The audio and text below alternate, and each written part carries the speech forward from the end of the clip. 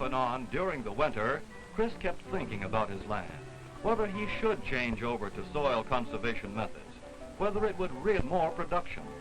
So when he would take the vegetables and eggs and butter to town, he got into the habit of asking friends and neighbors about conservation.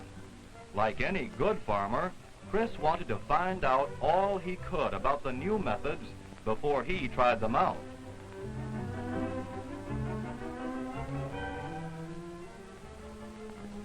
Meanwhile, the Mussers were all busy with their regular daily chores, thinking. And that's what Chris Musser was doing. At harvest time that year, he knew that some of his neighbors had taken to plowing across their sloping land, along the contour, to save soil and water, and their crops had turned out better too. But as a boy, Chris had learned to plow a straight row, straight as an arrow. It's hard to break an old habit like this, even when you know that straight rows waste your land and hurt it. With every hard rain, the water pours downhill, down the rows, and washes soil along with it. Sooner or later, that means trouble. But it was fall, and harvest time was a busy time. In the evenings, Chris worked long hours at his desk. There were records to keep, plans to make for the year ahead. He read reports on conservation farming, too, how it was done and how it increased production. For production is the big farm job always. And then one night later on, Chris called on some old friends. He told them he was finally convinced by what he had read and by talking with his neighbors that conservation farming would increase his production and protect his soil at the same time. He said he was ready to try it and wanted to know if he could get help in doing the job. His friends were the supervisors of the York Soil Conservation District, elected by the farmers to encourage soil conservation and see that it was carried out in a sensible, practical way.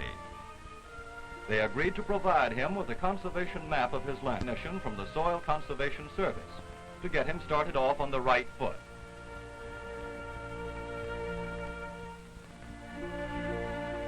All the rest of the winter, as he worked in the woods, Chris was thinking of his snow-covered land, picturing his fields with the new rows on the contour and the strip cropping. And he was counting, too, on the better production he would get through soil conservation. In the middle of April, the ground was ready to work. Melvin Blish, the Soil Conservation Service technician, was on hand with a conservation map of the farm, a map which he and Chris had worked out earlier, which showed the kind of soil, the slope and erosion, and the conservation needs of every field. Never before had Chris known the physical facts about his farm in such detail. He looked over the land again, marked out in his mind where the contour rows would be and how the crops would look. Chris had taken the first 2 steps in soil conservation. He had learned the facts about his land, and he had decided to put each acre into the kind of crop it was best suited to produce, whether that be grass or grain, row crops or trees. Marking off contour lines came next, and that required a level.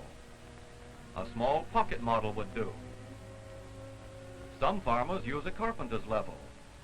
It doesn't have to be shiny or expensive. To prove it, Chris had made a very good level out of wood and 2 screw eyes. The horizontal bar was nailed at right angles to the longer hanging bar, and the whole device swung freely on a round wooden pin made from a broomstick handle. Simple, isn't it? The whole business of contouring is simple.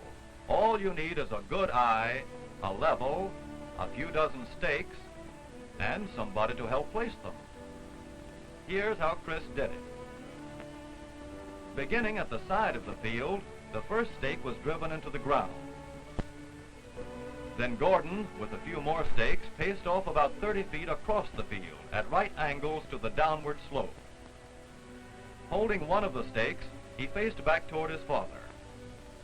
And Chris, sighting along the top of his homemade level, waved him first to the right and then back a bit until he could see the peak of Gordon's cap in a direct line through the 2 screw eyes. That was the spot for the second marker. Then, with Chris moving over to the second stake and Gordon pacing off another 30 feet across the field, they began the same process all over again.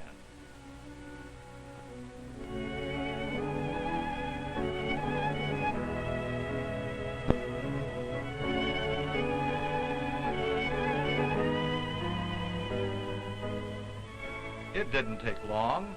Within an hour, the stakes marking the first contour row were in the ground.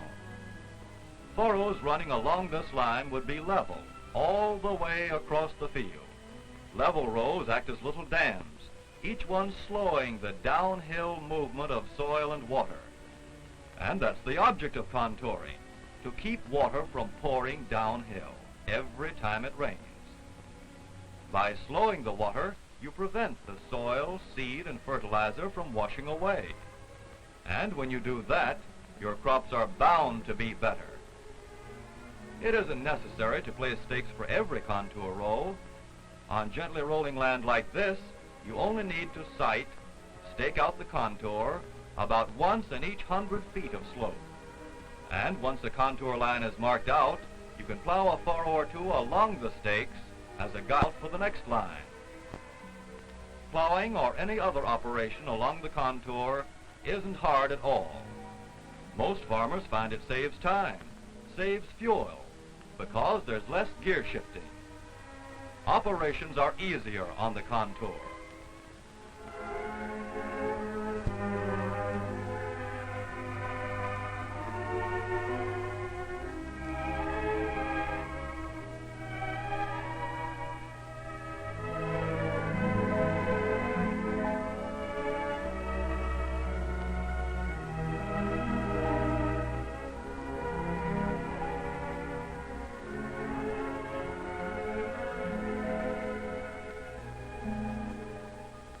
Chris was taking a crop from land that had lost little or no soil, seed, or fertilizer in the spring rains.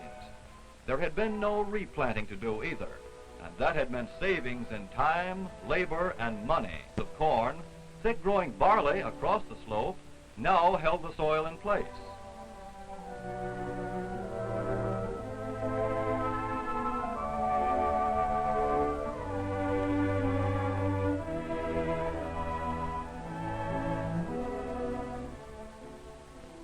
The contour rows of potatoes and soybeans were coming along very nicely.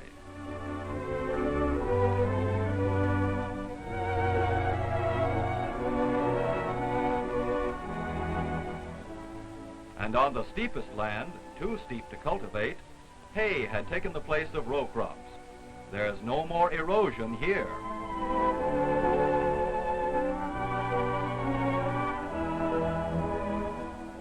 In the cornfield, contour rows were holding back water so it could be stored in the soil for the young crop.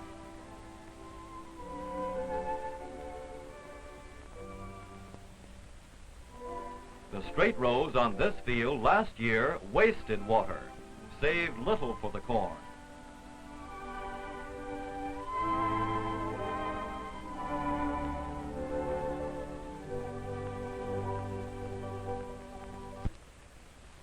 With water stored in the soil by conservation, corn production went up. Even though rainfall was less than half of normal, Chris got more corn from 28 acres this year than he did from 33 acres last year.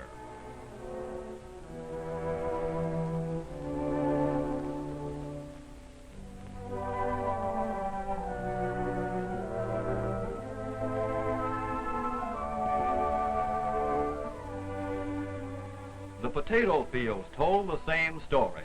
Precious water stored in the soil brought the crop through in fine shape, well above the county average. Well, that's the story. Chris Musser and Spring Run Farm happen to be in Pennsylvania, but almost the same story could be told about farmers and the land in Georgia or Minnesota, Oregon or Utah, Arkansas or Nebraska. All over the country, soil conservation is increasing production, increasing it now when we need it most. And soil conservation is protecting our land against erosion, conserving it for our own use and our children's use for years to come.